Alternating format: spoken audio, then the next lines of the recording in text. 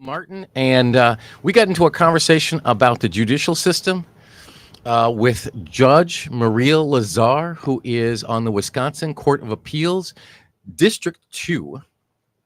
And I think Yes. I got all that right. So we were having this great conversation about, okay, well, why does this happen in the judicial system? And why does that happen in the judicial system? And which level is the other thing that's going on? And we got through all that, and then we got to some sticky stuff toward the end, and we were like, oh no, you got to come back. So you were just here like a couple 3 weeks ago, Correct. and we had to have you back. So I know that we wanted to make sure to get you back in here. So Judge Maria Lazar, thank you for coming back for your second show with us already. Thank you for having me. And again, these are my comments, nothing to do with the courts, just my personal views. I know we had talked last time about civil commitments. Did you want to start Mhm. there or Well, TPRs? What did first, you I want to make sure for people who did not get the benefit of hearing you the first time, I want to at least make sure people know, who are you, right? So Judge Maria Lazar, how did you come to be a judge? Well, interesting question. So I actually went to law school, but in this case, Georgetown. I came back to Wisconsin, where my family's Well, from. not as great a school, I guess it was UW, but you know Correct. that's okay. Correct. Went to so I came back to Wisconsin, started practicing. Eventually, went to the Department of Justice, Wisconsin. Then ran for judge in Waukesha County, my home county.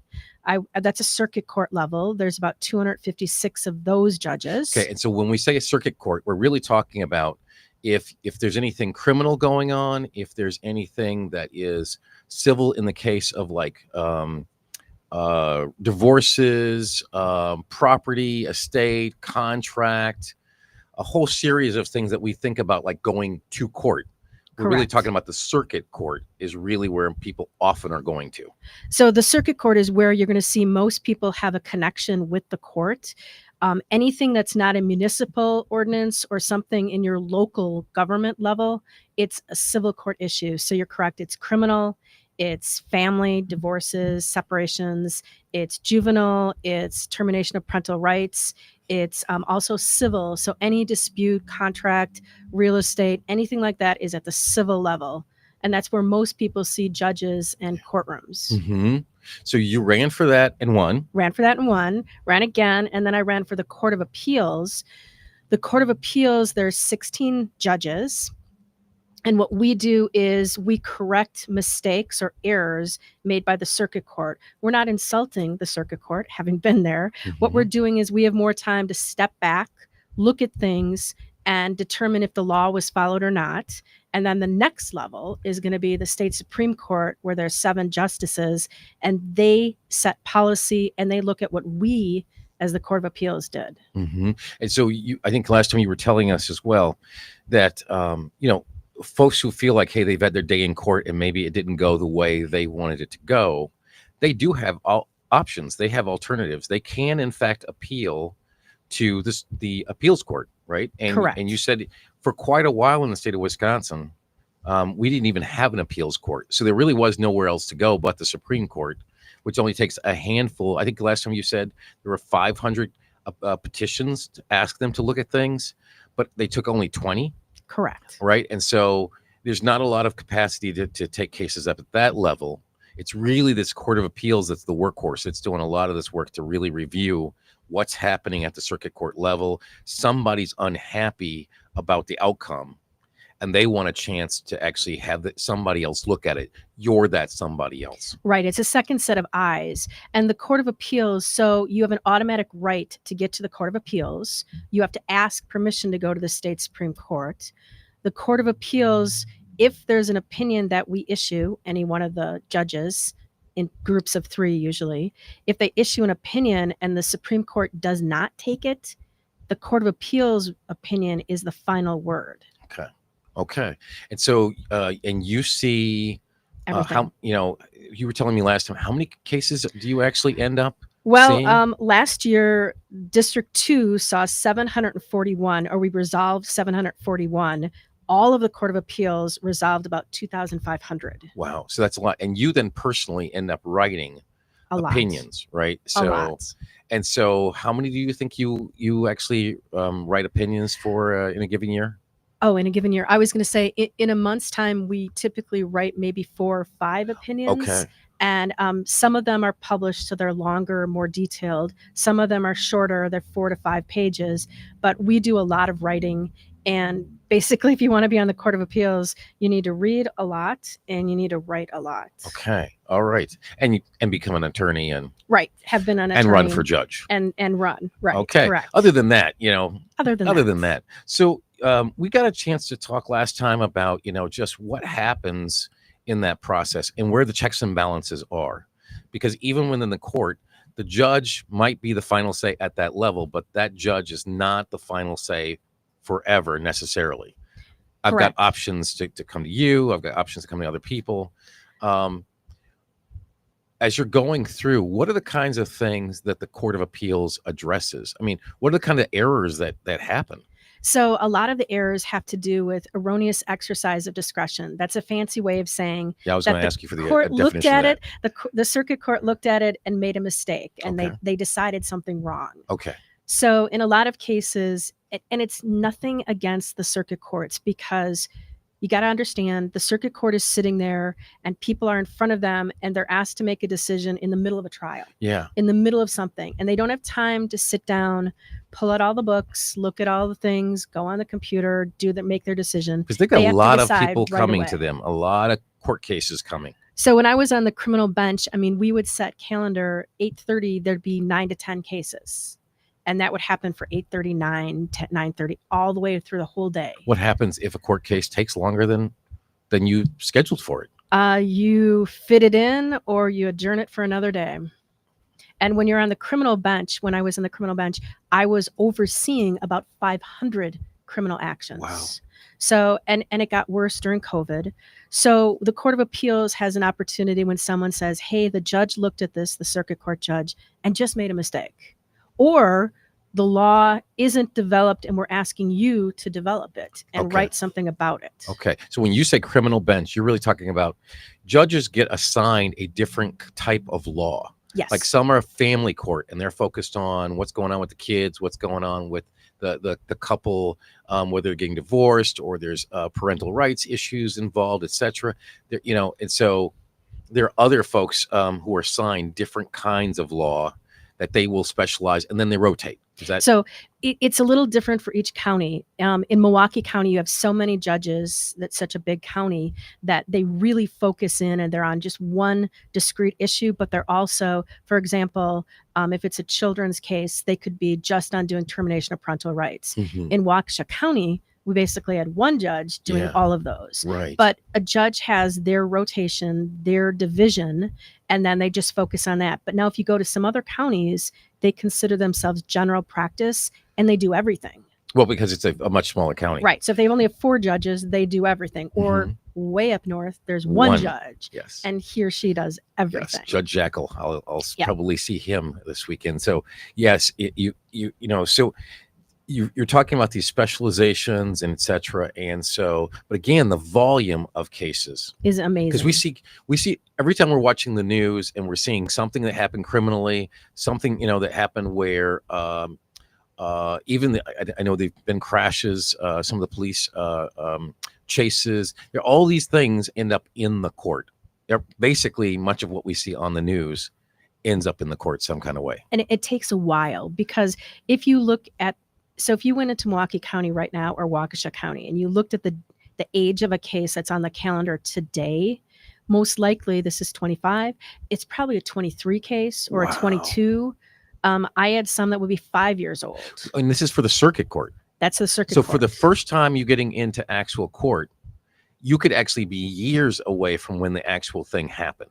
Right. In criminal, they do something to allow defendants an opportunity to demand a speedy trial. But Which is one of our constitutional rights. it's a right. So that puts you up a little bit ahead. But even then, so by the time you get up to the Court of Appeals, your case is old. Wow. And so we try to do as quick a turnaround as we can. But you heard our numbers. We can't Right. be as fast as we'd like. Right. And again, there's only so you're divided up into 4 different districts for the Court of Appeals. For the state of Wisconsin. Right. And so Milwaukee is its own district. Yes, because you have so many circuit court judges. Mhm. And then you said to me that basically from Kenosha, from the state line, all the way up to about Manitowoc and Sheboygan and Fond du Okay. Lac. So That's D2. so you District get 2. all the way up to the lake, Yep. all the way down, skip Milwaukee. That's the second. District 2. Okay. And then District 3. 3 is the entire top of the state. So if you draw a line right across the state, everything up above Madison, Dane County, that's all District 3. Right, which is southern. I mean, so you think about like, man, all those counties. But some of those counties have one judge. Right, right. So what they try to do is divide the state into districts where we have the same number of circuit court judges. Mhm. So the input is the same for each district. Yeah. And then the fourth one That's you said to me from is like Dodge all the way over to the Mississippi. right, to right, Eau right. Claire. Just amazing. Just amazing. Amazing. So basically I can have my my date in court rather. I just might not get it this year. Well, you can ask for a fast track or an expedited, or if it's a termination of parental rights, we have to give you a decision within 30 days Mhm. of the last brief. Okay. Because it's so important. You're talking about children and whether or not they're going to stay with the parent that has their rights terminated, so they're no Mhm. longer the parent, or they're going to go to a foster home or be adopted. So that's Mhm. so important. The legislature decided 30 days. But that's a rare It's rare. instance in all the cases you're going to see. Correct. That's a very rare thing that's And going then to come up. the Supreme Court doesn't have that same rule, though. So if they take a termination of parental rights case, they just have to do it in their term. Their term starts in September and ends end of June. Yeah, I still don't like this theory about they only work a few months a year. That does not. We talked about that last time. Yeah, and I I'm keep just saying not- they do work more than you No, think they no, no. work. You said that they work, but I don't know. If you don't hear cases, then something doesn't sound right. If you're a Prepping. judge and you don't hear cases, I don't know what else you're doing. They're prepping. They're Pre- working. That's a lot of prepping. That's months worth of prepping for a few months worth of work. Correct. Well, I actually I said I wasn't going to comment. on that, so no, Well, that no was comment. that was me. I said correct that. There you go. But so all right. So we got into some of this, and there's some thorny places, So for instance, I know that there was one case in the news recently about a woman. So we can't possibly get to you yet. But a woman who is in a protective payee situation, right? She has her Social Security. She's got Social Security disability payments that are coming. She has some mental health challenges. She cannot take care of her own money. So they've assigned her a protective payee who's taking care of the money for her to make sure she has a place to live. However, they found her on the streets. So then the question is, well, wait, what happened to the money? What happened to the housing? How's this? And so the family now, is the situation where the family is wanting to, go after somebody about why is the money coming? And among these things, we then tripped into a conversation as well in the last show about the commitments, right? Correct. Which sounds like a nice word, but It's the not. commitment is somebody else is deciding to put you in an institution where you need to stay because you cannot take care of yourself, or you're a danger to yourself or others. Correct. That's And so not commenting at all about the woman, but yes. there are cases called civil commitments. Yeah. And so that's when the county or an individual goes to the circuit court and says three things: that the subject, the person, is mentally ill, Mm-hmm. that they are a proper subject for treatment, which means that they can be treated, and that they're dangerous to either themselves or to society. So you need to prove those three things: that they're mentally ill, All right. they can be treated, and there's some danger. Okay. And now the danger, there's 5 categories, won't go into them too detailed. But the problem or the situation here is usually the individual, who, by the way, has a right to an attorney, and they Okay. get an attorney. And if they can't afford an attorney? No, an attorney is usually appointed. Okay. Usually they cannot afford attorneys. Okay. So there are public defenders that represent these people, and they do a very good job. Okay. So they fight for their rights, and some people just agree. They say, yes, we're mentally ill. Yes, we can be treated, and yes, there's some danger, and they agree to a commitment. Now, commitment can be as simple as you just have to go in, and tied with the commitment, there can be an order that you get medication Okay. that you don't want usually. Yeah. So a commitment can be, you're going to live in a group home, you're going to live on your own, but you're going to get this medication. And if you don't do that, the court's ordered that someone can come take you, bring you in, and give you the shot or make you take the medicine. Okay. Now Okay. this is kind of where So we were that's the before about the whole. least restrictive. Okay. And then you go from there all the way to now you're in a facility where you can't leave. So you can be put in one of these places in this whole line, the spectrum. So this area of law is really important, and it comes up a lot to us on appeal where people challenge whether these Okay. were found and there were sufficient facts. But it's very important. It actually was, for me, one of the hardest areas to work in because these individuals, one, don't think that they're mentally ill, Mm-hmm. and two, they don't understand that they're going to harm themselves, and they're on certain medications which usually have bad side effects, but without the medications they do horrible things to themselves. Okay. We had one Or potentially to others. or to other. We had one individual who felt that he was that there were demons in him. So he went and he would put frying pans on the stove and then heat them up and then burn himself when he wasn't on the medication. That's not good. Trying to burn the devil out. Yes.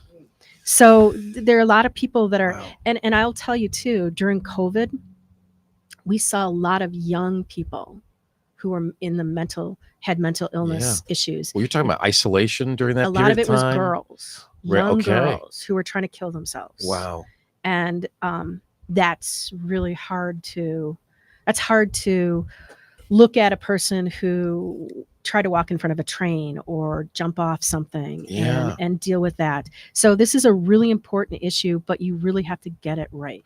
So okay, you've actually done this both at the Yes. circuit court Circuit court level level. and at the appeals court level, right? Yes. So talk a little bit about what does it take? You know, we can all watch this on the news and we can armchair this, but you can't do that. You've No. actually got to make a decision, and sometimes the decision is to put people in very in constrained places, right? In places where they're restricted. So, and I do have to step back. So as a judge, we make that decision, but a civil commitment, you can ask for a jury. So you'll get a jury of 6, not Yeah. 12, and they issue a verdict that 1, the person's mentally ill, 2, they're proper for treatment, and 3, they're dangerous in some respect. Living in conditions that aren't safe, or walking around outside in the middle of winter with no shoes and no socks, or just other things. But when it's the judge who has to make the decision, it's hard to look at someone who's arguing with you that they're not mentally ill and they sound very coherent because they're on the medication. Mm-hmm. And then you have the doctors say, yes, but when we take it off, this is what they do. And that it's very hard to make that decision. I mean, it's one thing to be a judge and say, you've been convicted of a crime and I'm going to put you in jail or prison or something. This is almost to me harder to look at someone and say, I'm going to say that for the next year, it's only a year, you have to take medication. Wow. We're going to pick this up right after a break because I think this is just fascinating in terms of how this works. Come right on back.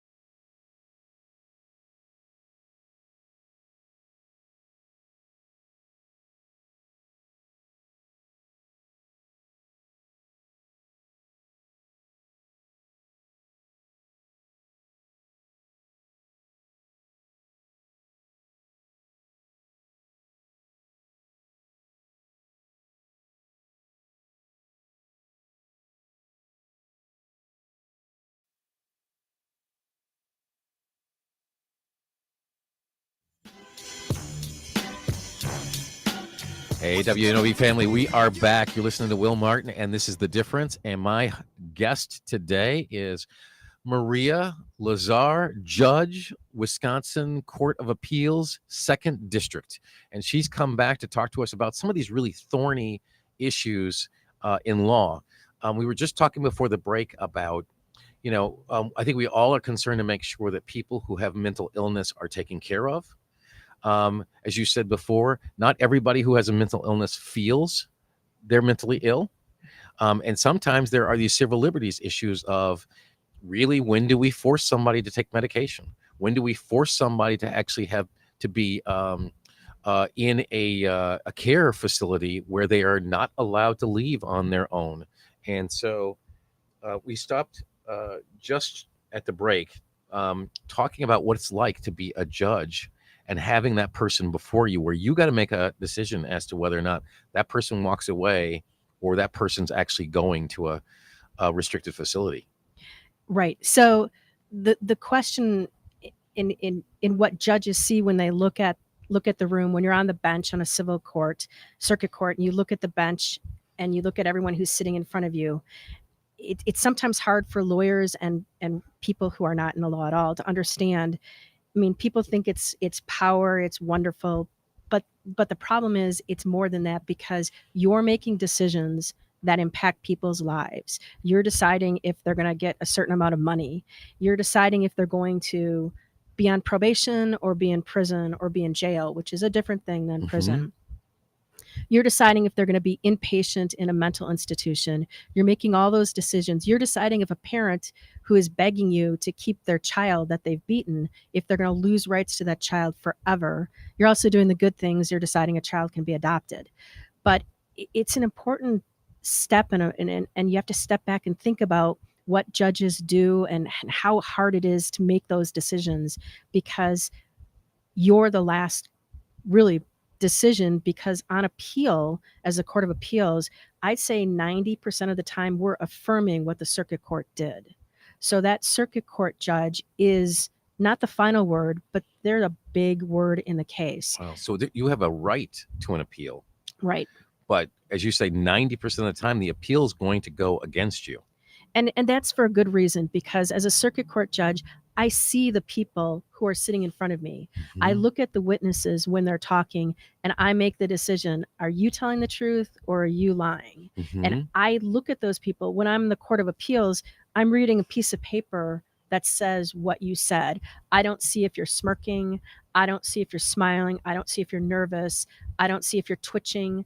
I don't see any of that. The circuit court judge does. And that's why their decisions are so important. When they find those facts, we almost always agree with their facts. They get the law wrong sometimes, but the facts and what the witnesses say and weighing them, we agree with the circuit courts. So it's an important distinction. You talk about the fact that the circuit court sees the people. Yes. Right. So because of, absolutely, people are coming to court, right? Whether they're doing by online or virtual, or they're physically coming into the court, the judge is seeing them.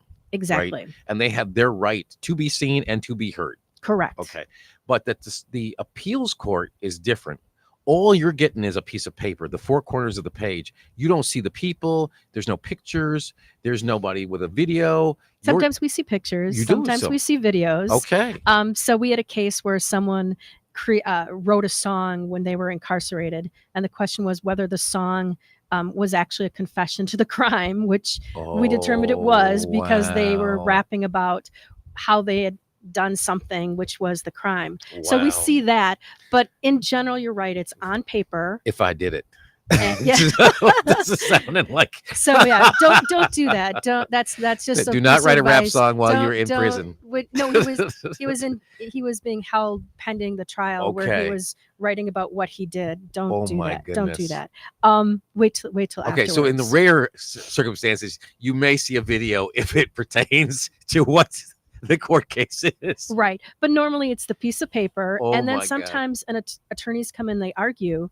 But we never hear from the victim or the witness or the parties. We hear the attorneys only. So you don't start over. No. the circuit court really starts the process, and then you're judging based on what happened at the circuit court level. You're really not Correct. like, there's no new ground you're trying to cover, right? You're really trying to decide whether or not the circuit got it right or didn't get it right. Not with the facts, unless Yeah. it's something absolutely 100% incorrect. There's an easement, which is lines on real estate, and the circuit court just drew the wrong line, and everyone knows, hey, it was the wrong line. But normally, whatever facts are found, we look at those facts and we apply them to the law. Yeah. So we don't change that, and we shouldn't, Mhm. because that would increase our workload by 1,000%. Well, plus, there's the complication of, if you start getting new information, yes, somebody's arguing the case completely differently by the time they get to the appeal, it's really clogging up the system too, because now you become a circuit court in a sense. right. And we don't do that. So let's say, for example, that we find out there are all these facts that should have been brought up, but the Mhm. circuit court said no. Yeah. What we can do is we can reverse and send it back and make the Remand circuit it. court, remand it, make them do it over. I was watching TV. I heard that. I heard that term. Yes, we remand it, which is the legal phrase for we send it back to the circuit court judge and we say, do it over. Okay. So, and then they'll come up with new facts. And if it comes back up to us again, we go with those facts. And the same with the state Supreme Court. They never redo the facts. They're just looking at the pure law. Yeah.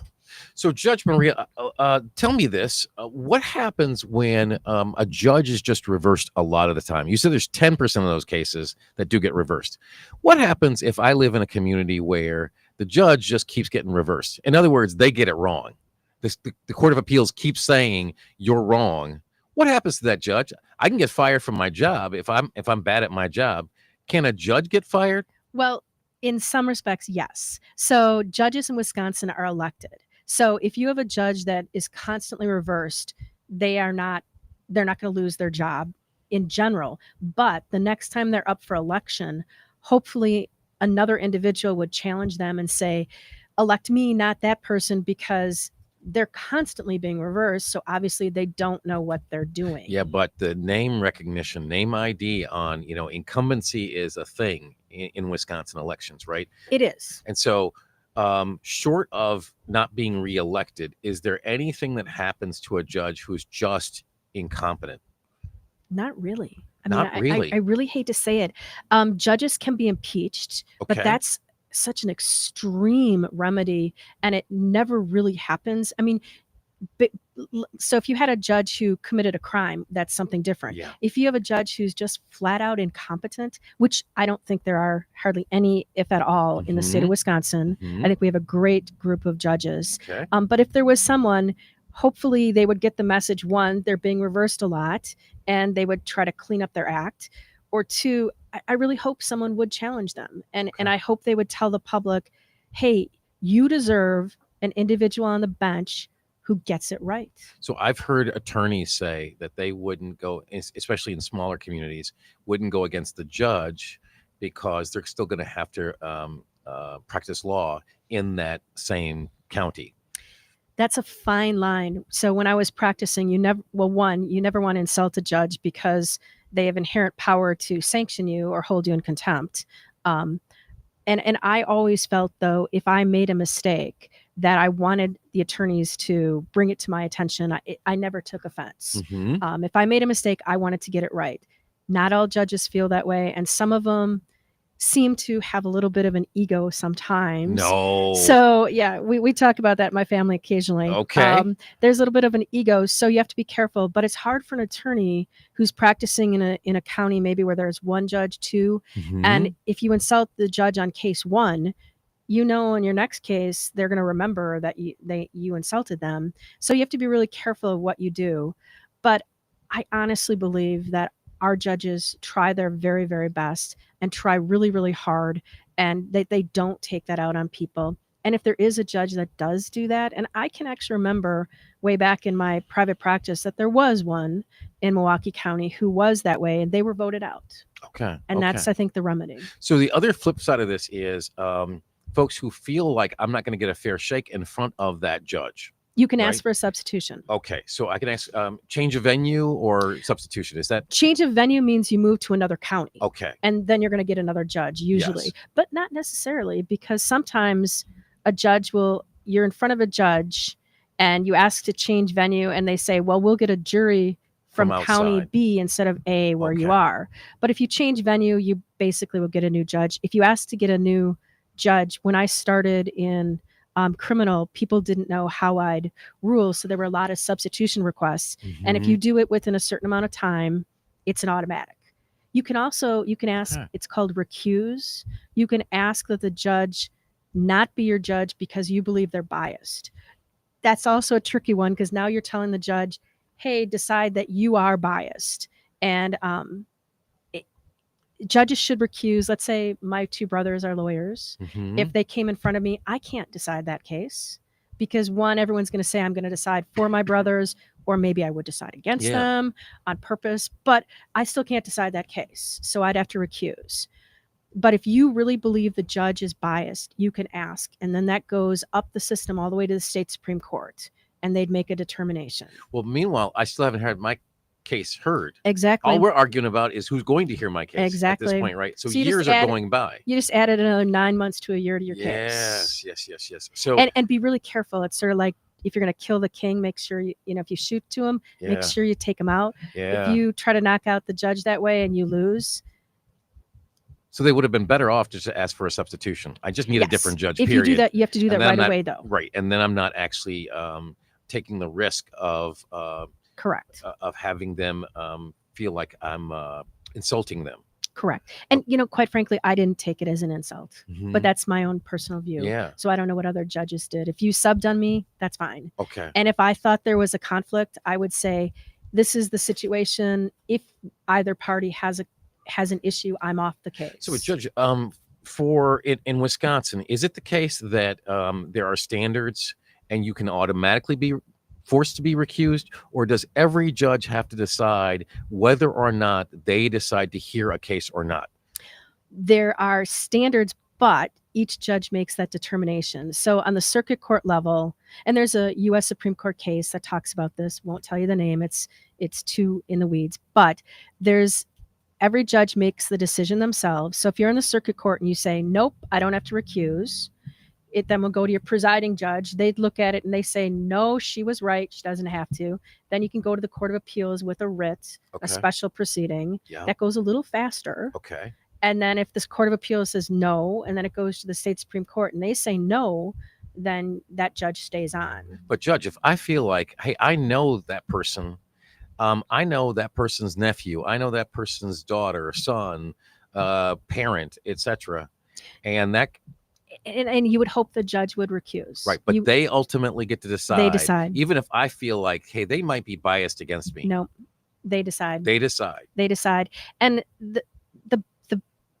and sometimes we get appeals that come up and the issue is the judge did it wrong because they should have.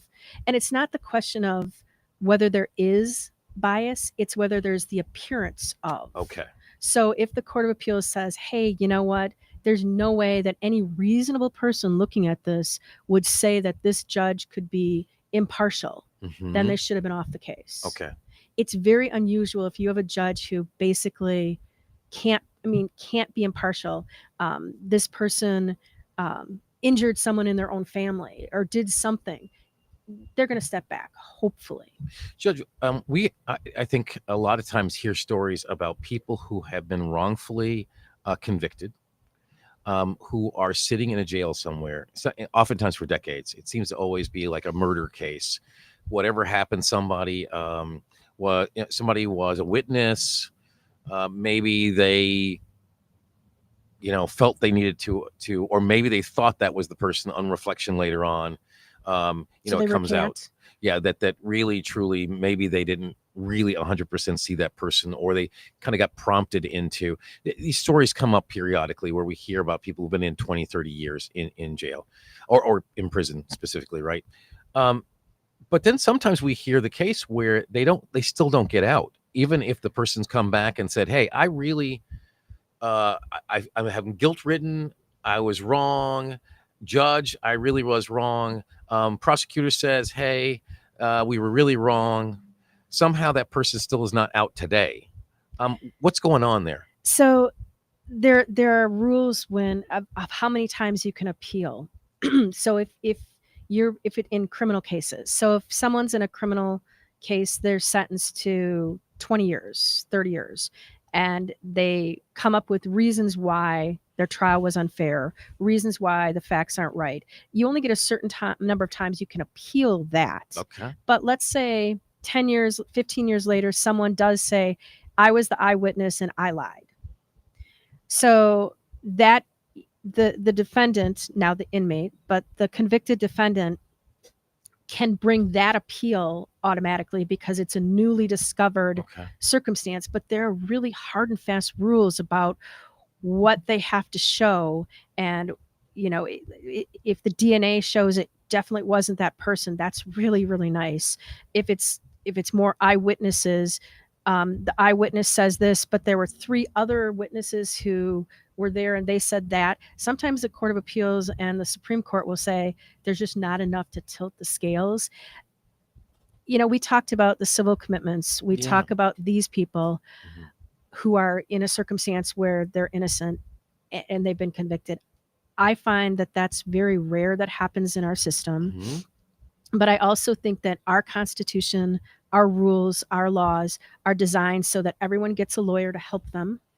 Everyone has the ability to argue it, and people have the more and more chances to bring their case in front of a judge or judges who are impartial. And maybe I'm optimistic, but I like to say that I think that we usually get it right. Mhm. Now, you're right, there are DNA cases where they prove that the person wasn't the individual who committed the crime, and that's really, I think, very rare and unfortunate, and I wish it never happened. But if that's 1 in 30,000, I don't think our system needs to be thrown out. We have a lot of safeguards, and I think those work usually 99.9% of the time. So you told me that you did not grow up in a household. I mean, you used an example of a couple of brothers who are attorneys, right? But Right. but you grew up in a household where there were no attorneys in the family, Nope. no judges in the family. No. So what made you dream up that you could be a judge, that you could be an attorney if there was nobody around you that was doing this? So as a child, I loved puzzles. I loved mysteries. I liked fairness. I wanted to be in a profession, and I looked around and thought, what's a good profession that I can enter? And I looked at medicine and I said, you know what? I just can't really see myself ever cutting someone or stabbing, and I hate needles and Yeah, things thank like you. that. So I thought the law was Somebody will be in trouble if they come at me with a needle. I thought the law was a really good profession to enter into. And so I went into that. So if someone is out there, and I speak to young individuals, I go to schools, high schools, great, lower schools as well. If you think that this is something you want to do, and if you have a passion for defending a point of view, be it for the state or for the defense, keep that in mind. Marquette Law School puts on a summer program. There's the moot court. There's a moot court program, but they also do a summer program where they bring in young students and they teach them what it is to be a lawyer. And in today's day and age, I think more people should look at this as something they want to do. Now it's a big lift because you need 4 years of college and then Yep. 3 years of law school. So that's Yeah. 7 years of your life. So if you go straight through, you're not getting your degree till you're 25. But it's such a great profession, and people should realize that you actually matter. It makes a difference. Okay. I'm not saving anyone's life in that I'm not curing their disease or operating on them, but I matter in their Well, life. but you're saving somebody's liberty. I mean, the idea that you can make a decision as to whether or not I can walk out of that court, or I got to go to jail, or I got to go to prison, or I got to go committed to an institution. That's a huge amount of power to decide, someone's freedoms. It is. And so when I said the 7 years, add 5 more on, because you have to be a lawyer for 5 years before you become a judge. So you've been ingrained in the Wow. system. But if there are young people who are looking around and saying that, maybe they don't want to go the medical route, that's a lot of time too, and they don't want to do that. This is an area where you can do a lot of things. You can do transactional work, real estate work. You can work for companies. You can do trademark work. You can do a lot of stuff. Yeah. Well, that is fascinating. So, really wonderful to hear that there are opportunities for our young people too, if they're interested, like you were, and want to take that. We're going to come right back after this break.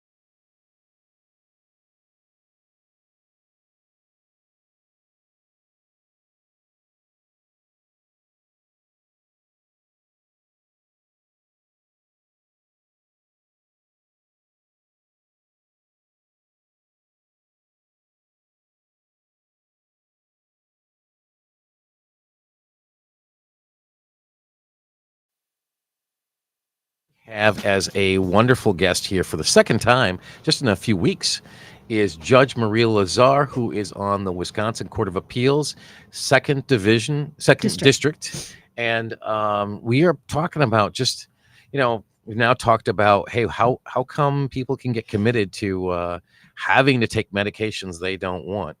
We've talked about being committed to having to be in an institution that I don't want to be in. We've talked about, the ability to appeal your case, and whether or not, you said there's an automatic appeal, and the fact that there are ways that we do have checks and balances, but that, there's only so many of those checks and balances too. Correct. Let's talk a little bit to the reverse. We just finished talking a little bit about, like, how did you become a judge, and what does it take for a young person to want to do, and what's the commitment for all that, right, to get there. But let's also talk about some of the things that some of the trends that are happening now are not great. The idea that these days people who are upset with judges are taking it way beyond being upset in the courtroom. Some folks have come and actually harmed judges at their homes. Talk a little bit about kind of the security situation for judges today. So in Wisconsin, in fact, I testified in front of the legislature. The legislature just passed some 3 laws that deal with security for judges to protect us, because basically our homes are, people know where we live, people know where we work.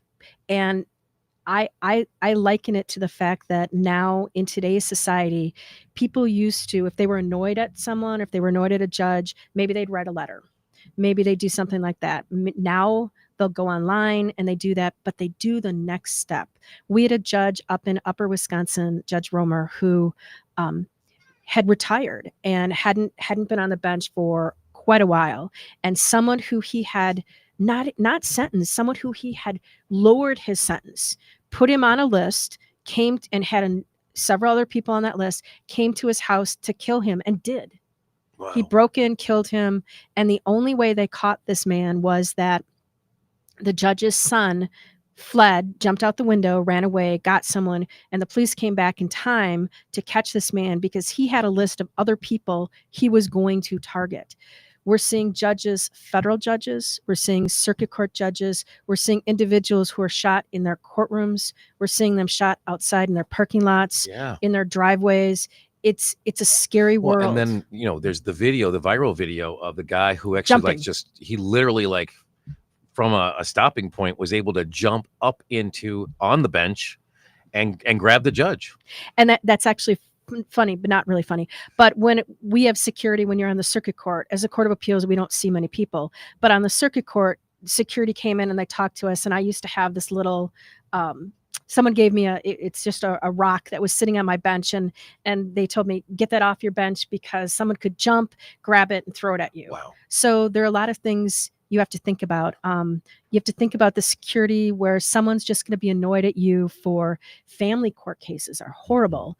Sentencing judges who sentence someone, family members get annoyed. I had a Thanksgiving that happened. Divorces, as like you said, family divorces, court. That's got to be, it's very contentious. I had one Thanksgiving, I sentenced an individual to prison, and his son was very, very mad and made a lot of threats, and they calmed him down. But then my husband contacted me and said there were people driving around our house. So we had a nice Thanksgiving where we had law enforcement kind of watching my house. Wow. It turned out not to be them. It was okay. But it's a scary world when people look at you as a target and they don't see that we are trying to do the best we can. I actually ran into someone once as well who I had in a jury trial and sentenced him, and you have 500 cases. I don't recognize every face, but they recognize you. Mm-hmm. So you have to think about it when you go places. You have to think about it when you're traveling. We're told not to tell people we're judges. If you're on a plane, you don't say, oh, I'm a judge. You say, oh, I work for the state, or I'm boring, or whatever you want to say. But it's a horrible situation that we have to fear that and look at that. I know that politicians get the same thing, but it's also sad to think about families. I mean, I had to warn people in my family as well to be aware that something could happen. And, we're working really hard and doing a lot of work for the state. And to have to add that on is just one more level of commitment and dedication that judges have to the state of Wisconsin Yeah. and every other bench that they're on. But if people want it to get better, if people want the system to get better, then they got to get involved with the system. And Correct. so for young people who are thinking about what am I going to do, for others who are thinking about, where I'm going to go with my career, there are opportunities in law enforcement. There are opportunities in the judiciary. And not everybody's a judge. No. Who's in the judicial system, right? So you've got bailiffs and other folks that are also important parts of the judicial system. So every judge on the circuit court has clerks. We have individuals, men and women, who work for us, do the processing. And it's always amusing if we know we're going to be a case that's on television, our clerks know about it because they're going to be in on the shot when they show the judge in the camera shot. So they know that, they should fix their hair or do something to look a little better that day. But there's a lot of things that individuals can do if you want to be in the judicial system. Yeah. There's probation as well for the Department of Correction. There's people who work as clerks. There's people who assist. I was also involved in drug treatment court, Okay. which is individuals who committed certain level of nonviolent crimes, but it was because of drugs. And sadly, I think my youngest was in their teens and my oldest was about 65. Wow. Who just started drugs at 65. Oh, wow. I mean, bad news. I mean, you can get addicted now so easily, but there are people that help with those individuals. And Yeah. if they go on the straight path for about 24 months, they get their sentence wiped. Wow. We've actually got a caller. And so, caller, come on in the conversation.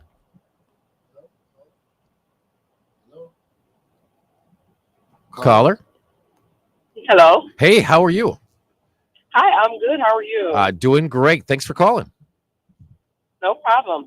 I just had a comment. It's so crazy that I turned on the radio and the topic is appeals. I literally just left the courthouse to mail in my brief for an appeal from that my ex-husband is doing that did to me. So I had to respond, and it's just because he's angry. This is a divorce. It's a long-term marriage. Like, he just is trying to reverse everything that was already approved during the order. Like, he's disregarding the whole divorce decree. Mm-hmm. It's crazy. And the only thing that I really didn't like, these appeals kept haunting me. I was getting appeal notices in the mail every month, and because they kept giving him extensions. I didn't like that. Okay. So finally, after 1 year, they just approved accepted his brief, and just last month. So now I have 30 days to respond, which I'm literally just leaving the post office to get, the facts and findings. It's just a lot of work. Mm-hmm. It's just a lot of work that I didn't know that I was going to have to do, and all this research. Luckily, my brother's in law school, so he helped me There out we a go. little bit. But it was just like, that's money I didn't, attorneys fees and all that stuff is expensive. But Right. Well, and I'm sure that it's mentally draining too, that you're just emotionally and just, oh my goodness. Yeah, just from having to continue Exactly. this whole conversation again where you thought you were done. Yep. I thought I was going to be done. And I would say deadlines are really, really important in appeals. So what you have to do is, if there's a 30-day deadline, you have to do that within 30 days, because otherwise you might lose your appeal. Yeah, I just did. And you don't have to be fancy. You don't need an attorney. Mm-hmm. You just have to write things out. And also, I know the Milwaukee Bar Association and Marquette Law School, they have clinics where people can go and ask them for help.